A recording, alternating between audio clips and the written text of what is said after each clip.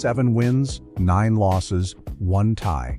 And yet somehow the offense looked like it belonged in January football. That's the contradiction eating at me. You don't put up 6,663 yards, you don't score 471 points, and call it a lost cause. That's not dysfunction on offense. That's imbalance. That's a defense that couldn't get off the field on the money downs, and a team that couldn't protect leads under the bright lights of Jerry World. I'm Carlos Eduardo, and today we're having a real conversation about what this means for the star.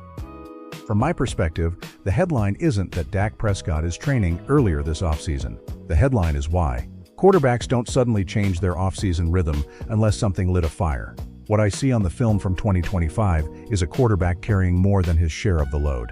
Dak wasn't the problem. He was the reason they were competitive at all. Second in the NFL in total yards.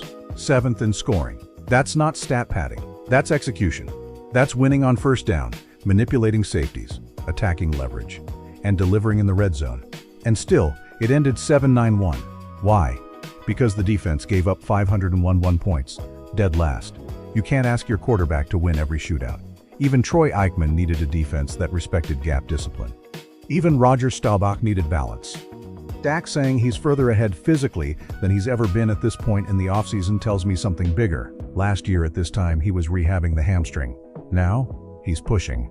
That's a veteran who understands windows. That's a quarterback who knows the NFC East isn't waiting around. If I'm being honest with Cowboys fans, this is leadership. This is ownership. Dak knows the noise. He hears the debates. He sees the lists that leave his name out. But what I see on the tape is command. The triple threat of Dak, CeeDee, and a strong ground game kept this offense explosive, even when the defense couldn't stop a nosebleed. Now let's talk about the real pivot point. Defense.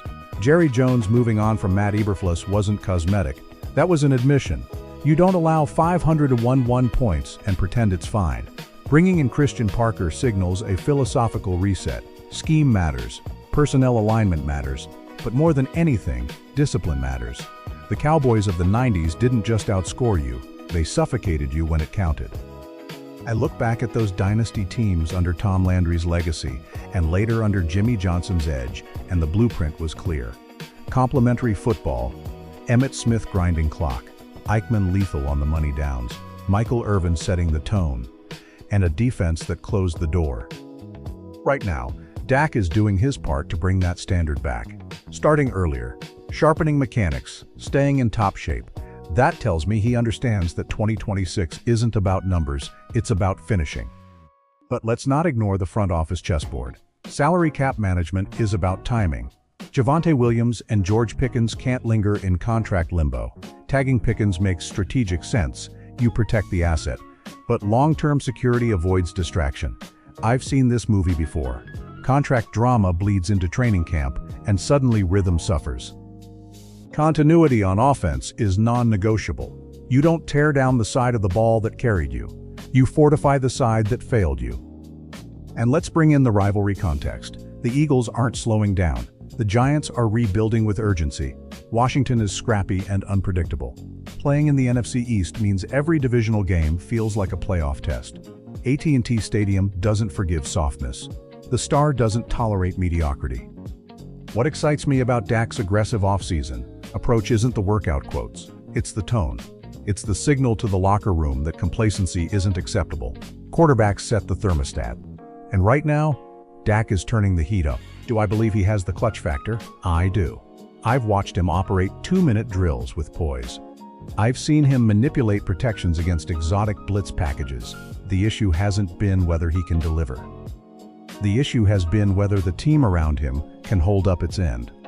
If the defense climbs from worst to even middle of the pack, this conversation changes. Suddenly 30 points a game isn't wasted. Suddenly late game drives aren't desperate shootouts. Suddenly America's team looks like a contender again. This franchise doesn't chase participation trophies. It chases Lombardi trophies. The star represents expectation. Dak starting early is a statement that he's not satisfied with highlight stats. He wants January wins. He wants that ring. And from my analysis, that mindset shift matters more than any off-season headline, because talent has never been the issue in Dallas. Alignment has. The path to the next Super Bowl runs through accountability, defensive discipline, smart cap strategy, and a quarterback who refuses to coast. Dak Prescott is doing his part. Now it's on the rest of the organization to match that urgency.